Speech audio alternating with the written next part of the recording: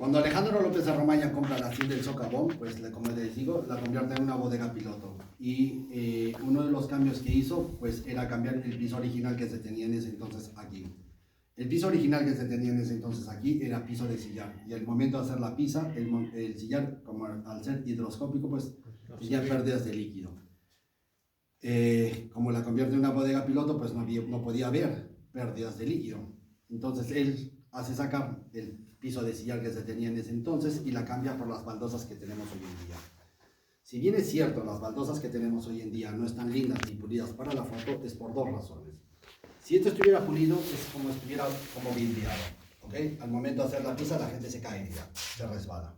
Dos, la uva no amarraría para ser destrozada. La uva se desplaza y no amarra para ser destrozada. El piso que tenemos aquí es mármol de Carrara. Y lo pueden ver aquí.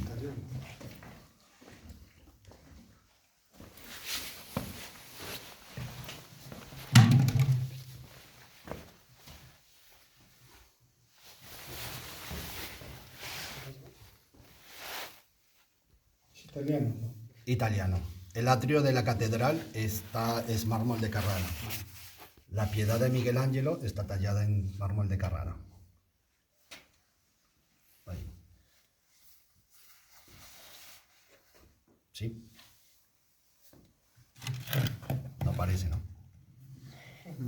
Es lo que está en la luz y digamos el polvo. Claro, que también, bueno, también está, tiene algunas pigmentaciones, es porque la uva también le aportaba un poco de color, ¿no? Entonces, pero lo pueden ver. Cuando vino William Palomino, le dije, ok, entonces lo voy a hacer pulir. Me dijo, pues tú lo haces pulir y pierde pierde el valor histórico, ¿no? Entonces me dijo, no, me dijo, lo único me dijo, me limpió esta baldosa así, ya, mójala y que la vean. O sea, no.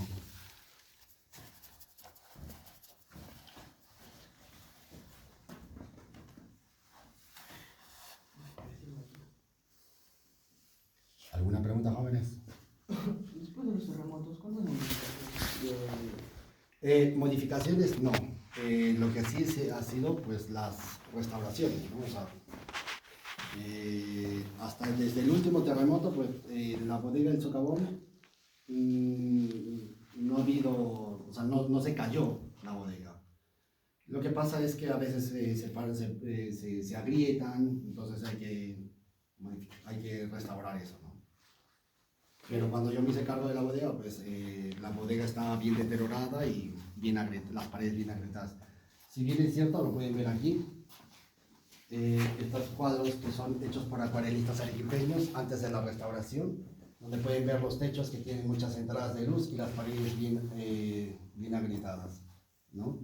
Este es hecho por David Villalba Wincho y este por Darío Persica Joan. Todos ellos son acuarelistas arequipeños que hacen exposiciones internacionales y la exposición más importante que realizan es la de Fabiano en Italia. Y pueden ver ahí que tiene muchas entradas de luz, ¿no? ¿Qué te platicaste Las rendijas no estaban selladas, están así como la ves acá. Con el diablo fuerte, o como le llama.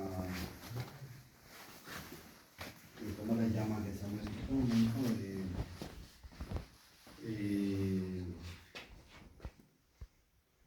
O no sé cómo, no recuerdo cómo le llama.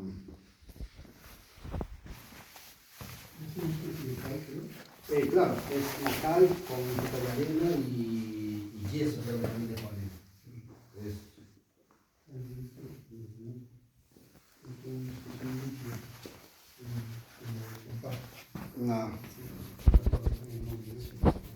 Hace poco estuvo por acá el profesor que se llama Chuglia y él me dijo, porque lo llevé al puente, a los cimientos del puente que está acá arriba y me dijo, ese es un puente, y le dije, pues un puente colonial, o sea, es un puente que tiene, pero hacer el almácigo, no me acuerdo cómo era netamente hecho con cal, ¿no? No recuerdo cómo le llamó él, o le llama, ¿no?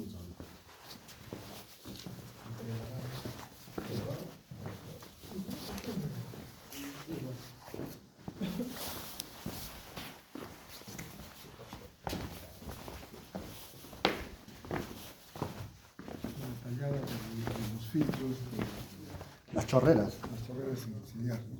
Sí, antiguamente las chorreras eran de sillar así llanas o de guarango. ¿Qué es lo que pasa? Acá unos kilómetros acá abajo está la hacienda de los jesuitas, la hacienda de los jesuitas, la hacienda de San Javier. Entonces, como ellos los jesuitas sabían mucho la técnica de la elaboración de los vinos, los bodegueros iban y le pedían como una asesoría a los jesuitas. Entonces los jesuitas llegaban a las bodegas y le decían, ok, si nosotros te vamos a ayudar a mejorar tus vinos, pero necesito que nos pongas el sello que nos caracteriza a nosotros. Y dentro de ellos, pues el sello que los caracteriza a ellos es el puma andino o el león andino. Obviamente que estas cabezas que no son de aquí, nosotros las rescatamos de una bodega que estaba acá abajo, que ya la enterró el cerro, pero esa era la idea de ellos, ¿no? Entonces, ver en dónde han estado. ¿Y por qué la representación del puma andino o el león andino con los jesuitas? En la trilogía inca, pues el dominio del aire es el puma, perdón, el dominio del aire es el cóndor, el dominio de la tierra es el puma y bajo tierra es la serpiente.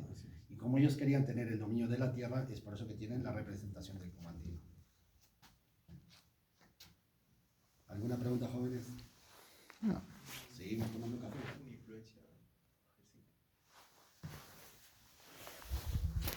Pasando a la actualidad, ustedes dicen que vive el actual Honduras. Mi esposa. Ya, entonces, ¿en qué año más o menos toma posesión de acá y cómo fue todo ese proceso?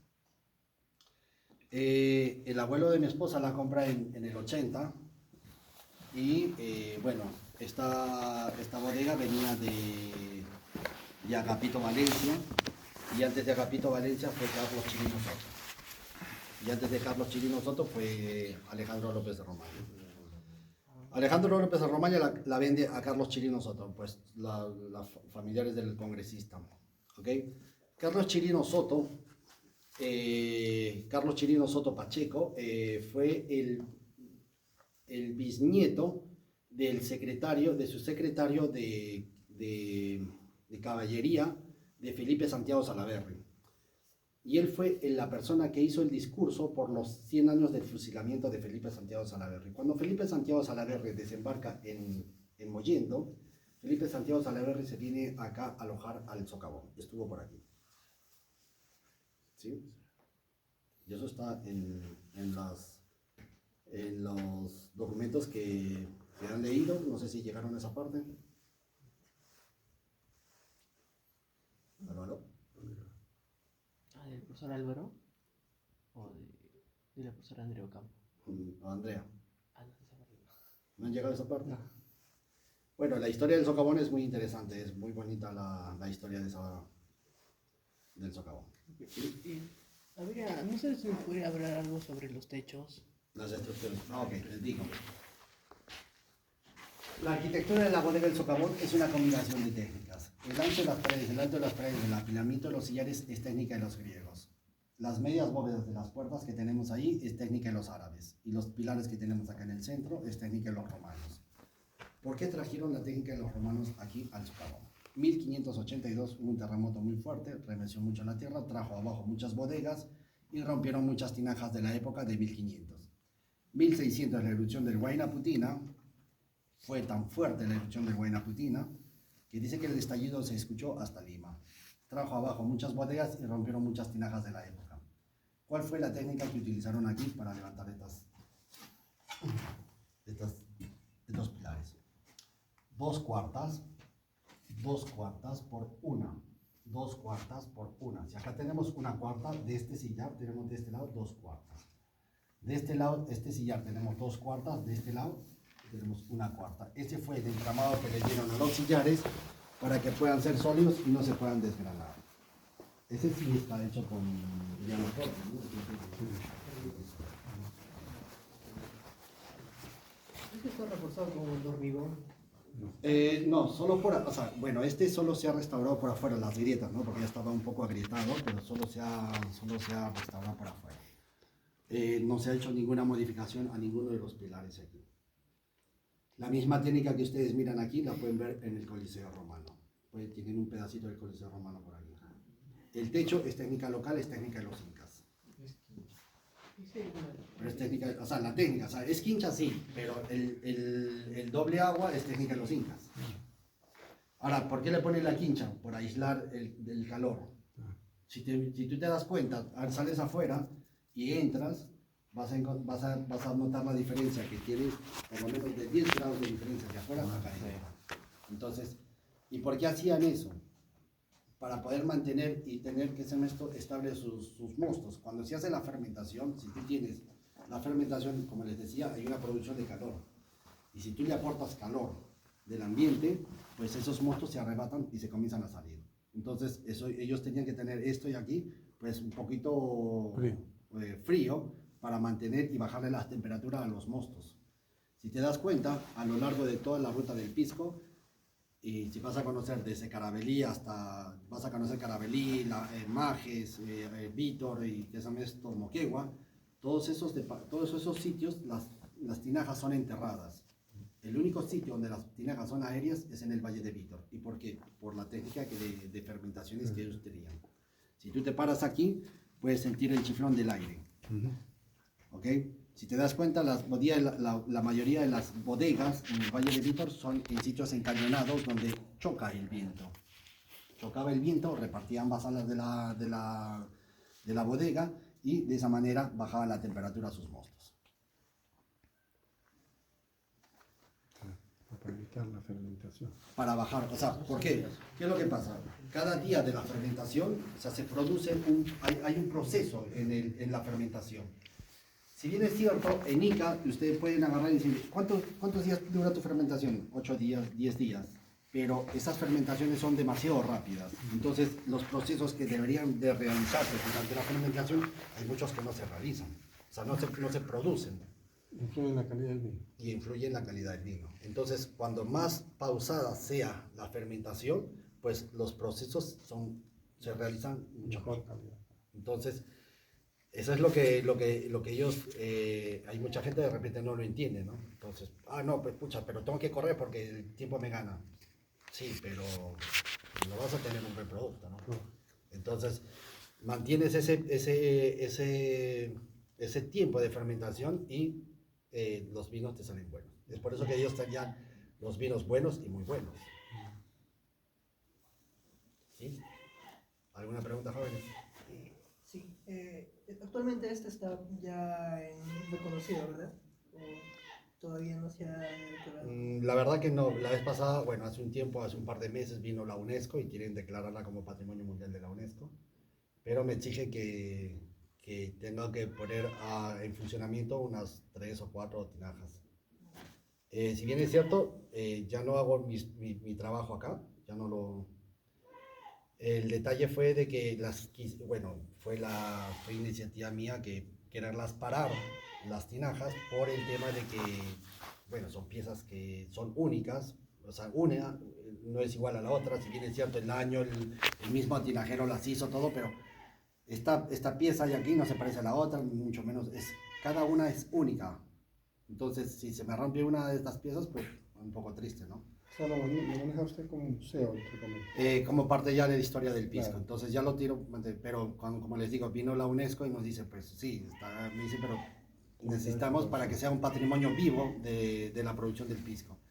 Entonces, bueno, mientras todavía no me digan nada, todavía quiero mantenerlas. Claro, preferible mantener la historia a ese tipo de situación, ¿no? Porque Claro. si se malogra una de estas... Es triste, ¿no? Obviamente que sí, esa se nos va, no la vamos a poder recuperar. Así es. Y viendo también el año de producción que cada tinaja tiene, que son de 1700 o de 1800, pues no encontramos una pieza. No justificaría dañar una pieza de tanta historia contra un... Claro, que ese es el detalle, ¿no? Bueno, también hay muchas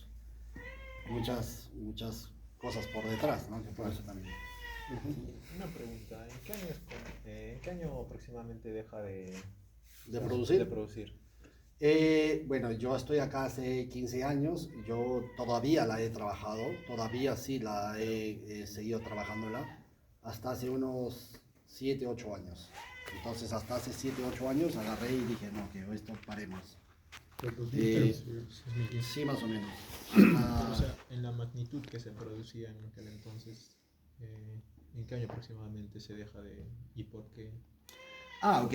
O sea, tú quieres saber ¿Cuánto producía? cuánto producían en ese, o sea, No, cuánto sí, producían hace años y cuánto se deja de producir. Sí, o sea, ¿cuándo aproximadamente se... ya- Toda esta, o sea, como se producía más de 20, más de 60.000 litros, Sí. o bueno, por internet, y como era, se llenaba todo esto y era una escala mayor, en qué momento deja de ser No, no, no, escala no. Ok, mayor? 60.000 litros, 60.000 kilos se procesa en un día. O sea, 20.000 y 20.000 kilos al otro lado, que es el otro lagar. Se hacía la pizza de 20.000 kilos en un día. O sea, eso se producía en un día. ¿Ok? Al cabo de se limpiaba, al día siguiente se limpiaban los lagares, todo, y al tercer día se volvía a hacer otra pizza. Se tiene documentos que en 1592 se le vende a Potosí como 600 arrobas de vino. Y en el 98 se le vende como 700 arrobas de vino.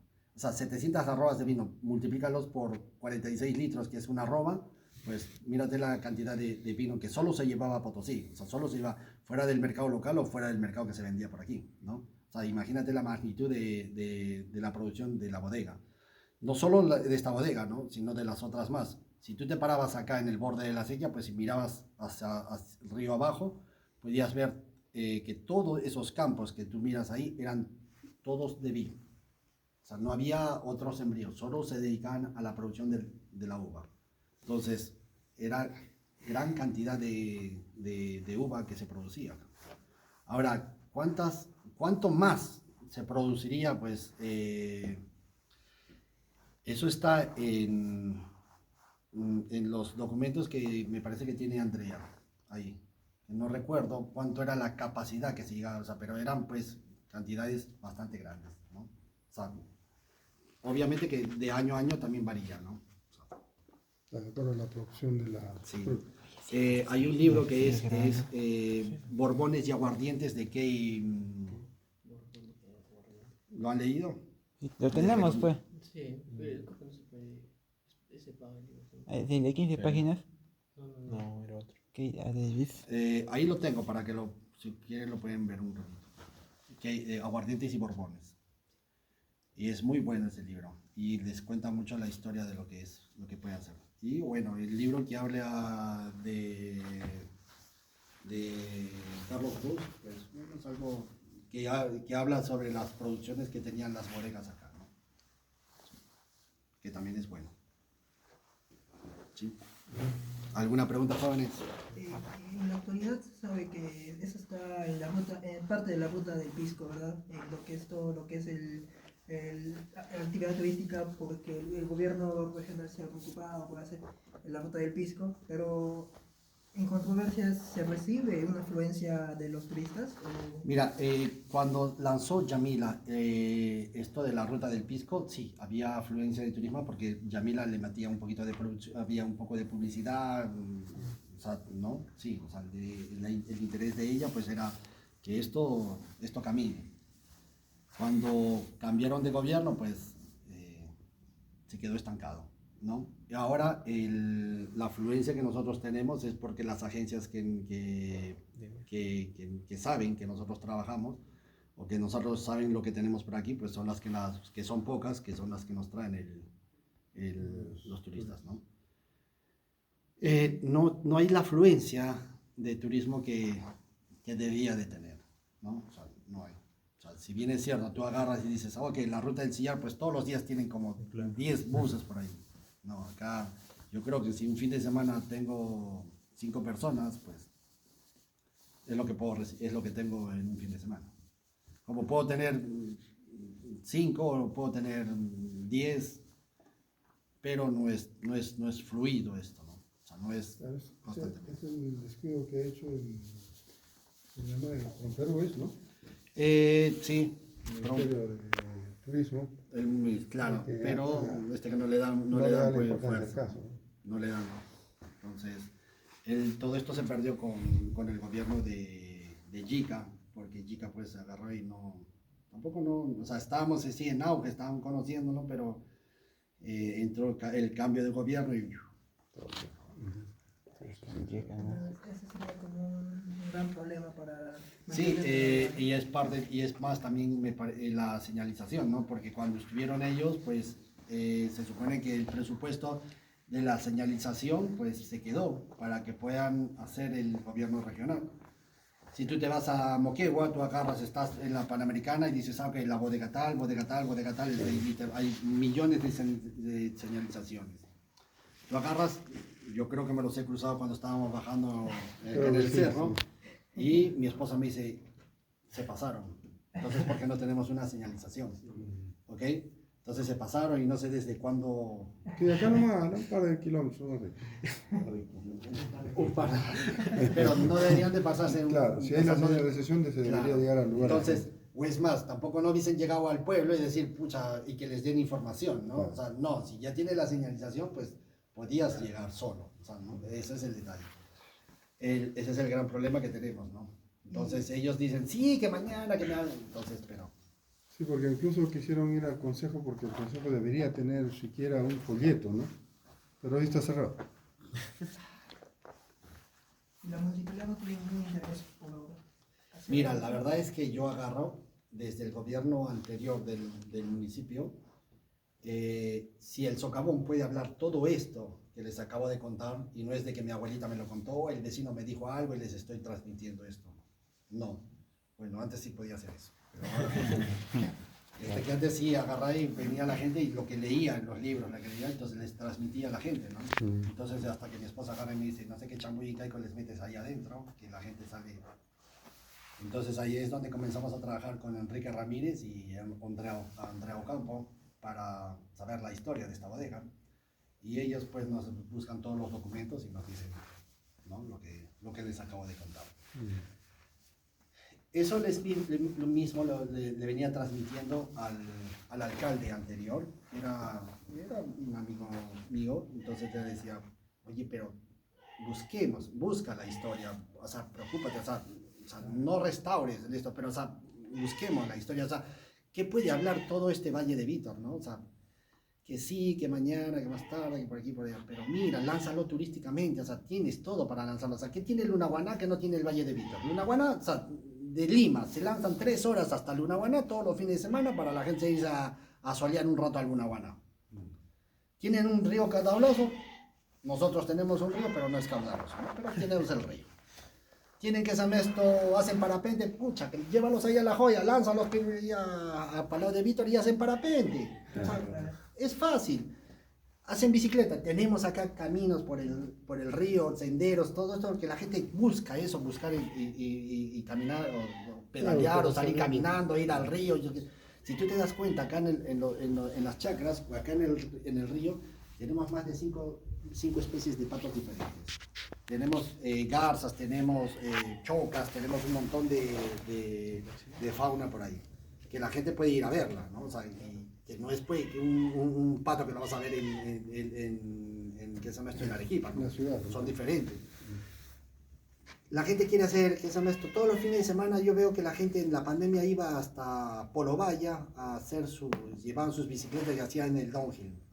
¿Por qué? Porque agarrá y estaban tirando lampas, estaban ahí haciendo sus caminos, porque esas emociones buscan los jóvenes y querían agarrar y, ¿qué se llama esto? Lanzarse en bicicleta.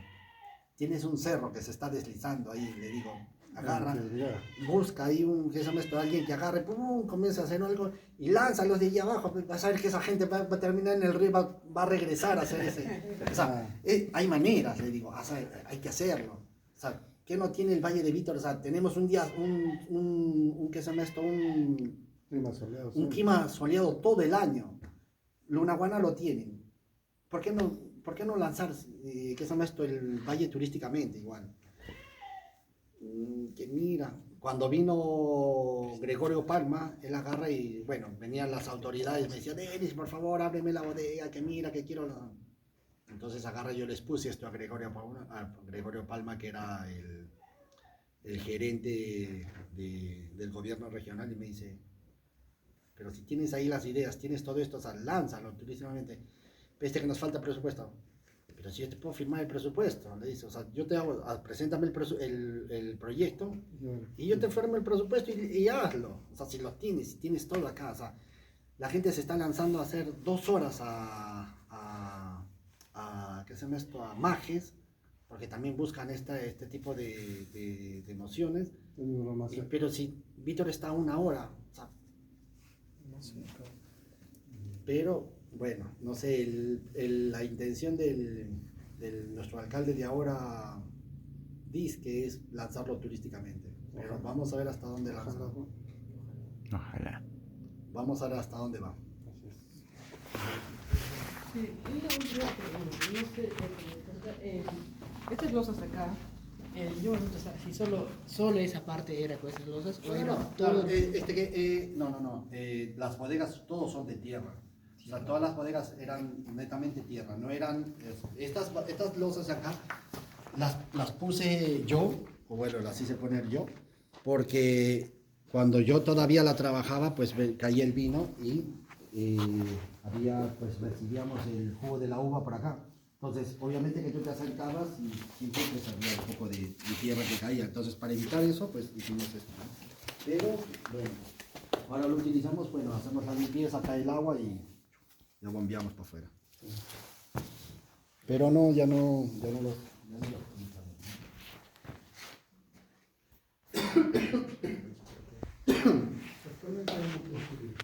Sí, producimos. Sí, producimos. Claro, que no acá dentro. Ahora la bodega. ¿Qué es lo que pasó? Cuando yo me hice cargo, dije, bueno, no voy a pagar eso, ¿no? Entonces teníamos los tanques, como los de Termino, bueno, son casi son los mismos. Entonces comenzaba a poner los tanques por aquí. Y en ese entonces agarré y le digo a mi suegro, quiero construir una bodega más. Y dice, ¿pero para qué? Y dice, porque necesito espacio. Ah, pero si necesitas espacio, saca las tinajas, las botas las dejas en la chacra. Y tienes todo el espacio. ¿Dónde iban a llevar la tinaja? Bueno, la idea de él era, que ellos eran, pues solo venían acá, trabajaban, cerraban sus puertas y se iban. O sea, entonces yo decía, pero yo no voy a hacer eso. O sea, yo no voy a agarrar y voy a vestir un tanto para vestir al otro. Eso es porque los Y españoles la idea de mí no era... no mencionan cada Es más, la idea era no era restaurar esto, ¿no? O sea, yo decía, pues, pucha, quiero restaurar esto y venía el gobierno regional, venía ProPerú, ProNarequipa, todos los pros del lugar. Ayúdenme a restaurar esto. O sea, me dice, no quiero que me regalen el dinero, pero ayúdenme a gestionar un crédito que me hagan la restauración y lo voy pagando. Y la verdad es que nunca lo hicieron, ¿no? Felizmente conocimos al director de Bellas Artes, que era Ronald Sarmiento, que era muy amigo de mi esposa, muy amigo de nosotros. Y comentándole así, ¿no? Vino por acá y me dijo, oye, pero ¿y por qué no lo restauras? Que no tenemos presupuesto, que está en el otro. Bueno, pero no sé cuánto costará. Dice, no, yo te puedo contactar los de la ESI, los de la Cooperación Española. A ver, le digo, sí. Yo emocionado, pues dije, pucha, sí, bien, la voy a extender así como Santa Catarina, la Plaza de Armas, de acá. O sea, emocionado, ¿no? Vieron, agarré y me explicaron todo esto. Sí, podemos hacer esto. Ya, bien, chévere, a ver, presupuesto. $90,000. Entonces dije, bueno, soy joven, trabajo, lo puedo pagar.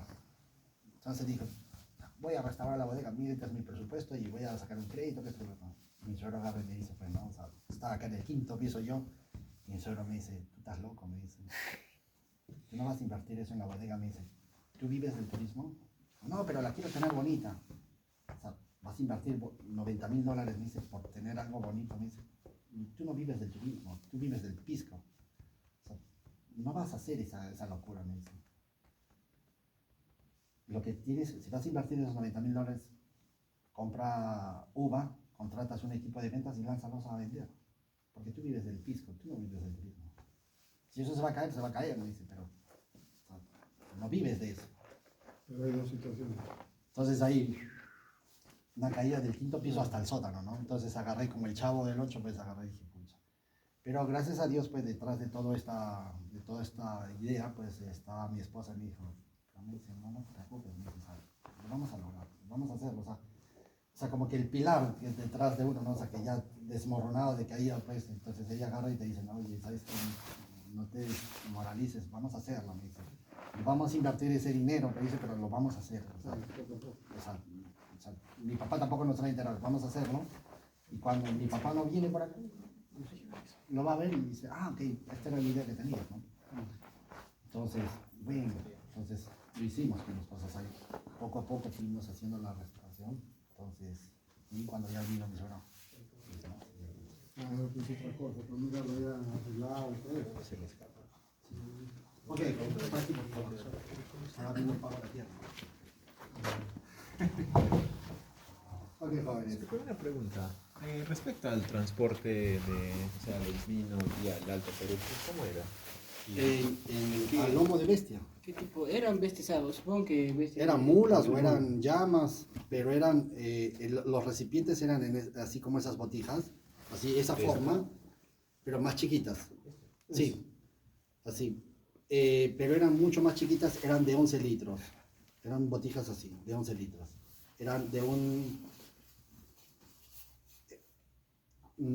ya, ok. La arroba es de 11 litros y el quintal es de 46 litros.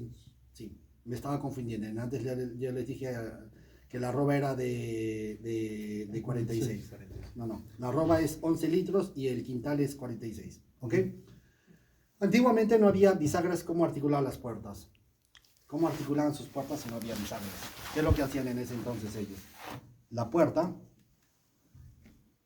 sacaban de la misma puerta, del marco de la puerta, sacaban hacia arriba un gozne redondo, donde encajaba en un travesaño que tenía un hueco y hacía el tema de la articulación. ¿Lo ven? ¿Lo ven, jóvenes? ¿Sí? Ahí. Ese es el tema de la articulación. ¿Sí? Hoy en día, cuando desarman las casonas en Arequipa, sacan el travesaño y cuando sacan el travesaño, sacan de quicio. Cuando le dicen a usted, me sacas de quicio, o usted le dice a alguien, me sacas de quicio, es porque me estás sacando de mi sitio o me sacas de mi lugar. Lo estás desarmando. Cuando sacan el travesaño, sacan de quicio. Por eso dicen el término, me sacas de quicio, de este sistema. Este sistema es el quicio. Por eso viene el término y dicen, me sacas de quicio, porque me estás sacando de mi sitio o me sacas de mi lugar. Así es. Pero el sistema es este. Este sistema se llama el quicio.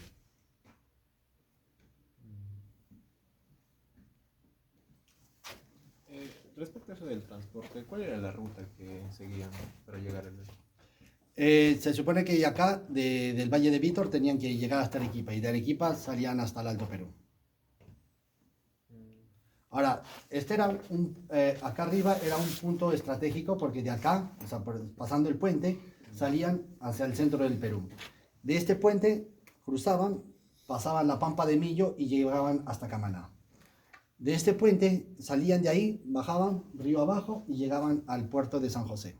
O sea, como que ese puente era el punto estratégico o como el de repartición para irse a diferentes sitios. ¿Me entienden? Si es que alguien vendría a visitar acá, a las bodegas, ¿qué puede ofrecer? Se ofrece también, obviamente que venden vinos, ¿no?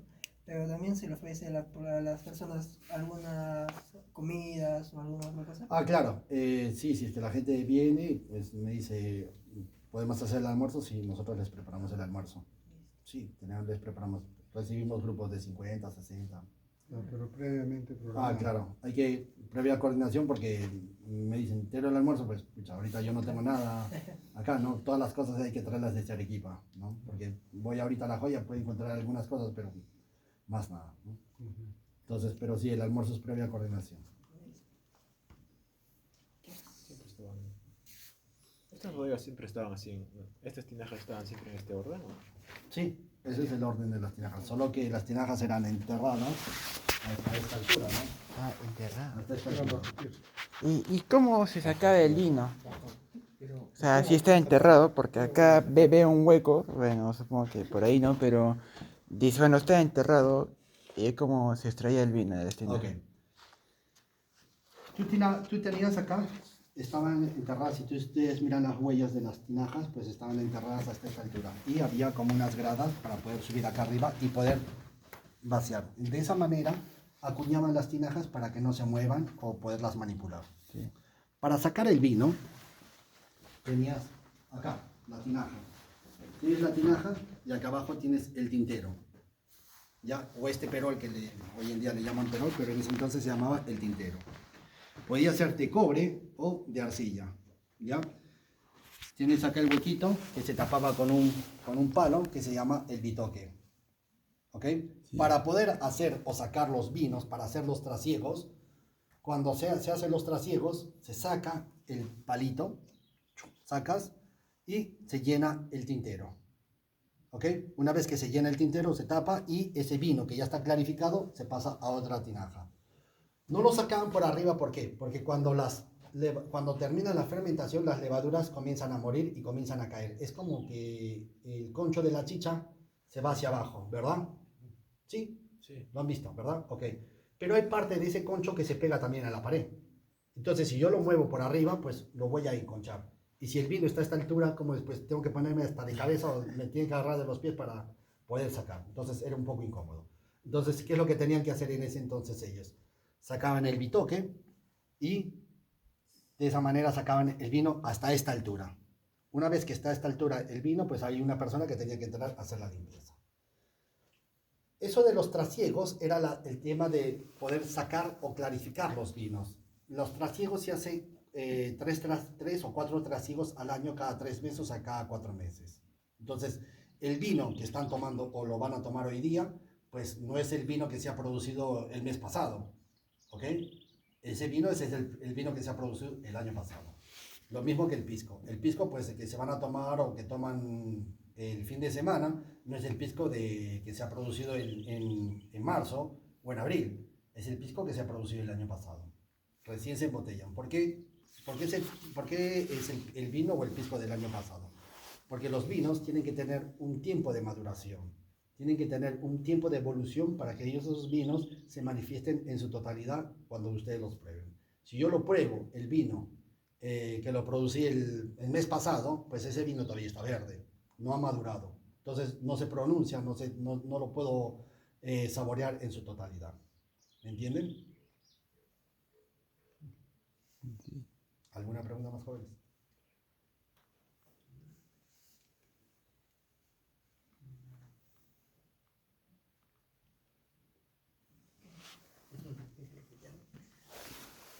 Nada, ¿no?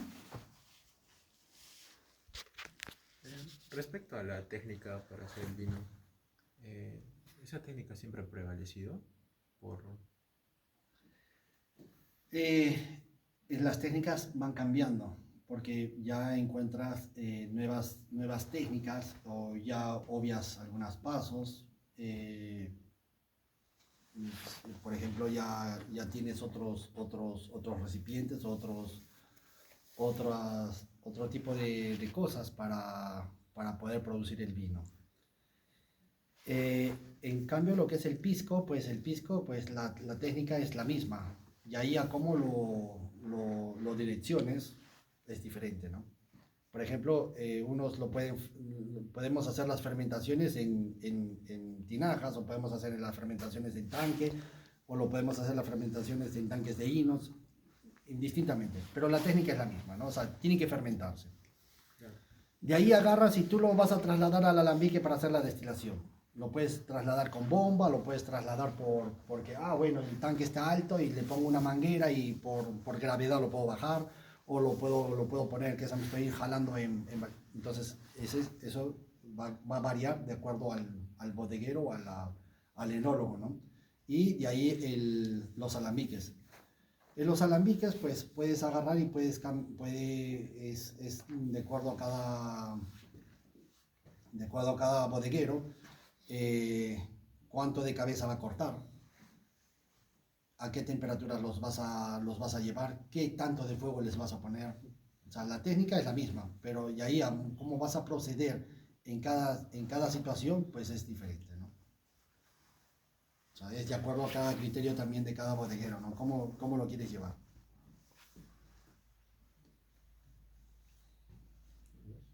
¿Me entendieron? Creo que los enredé más. Sí, sí, entendimos. Tan claro como el barro. Sí.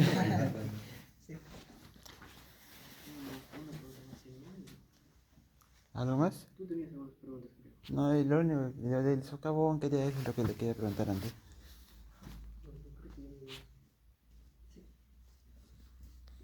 Sí, de todo. Sí. Sí. Muchas gracias. Gracias.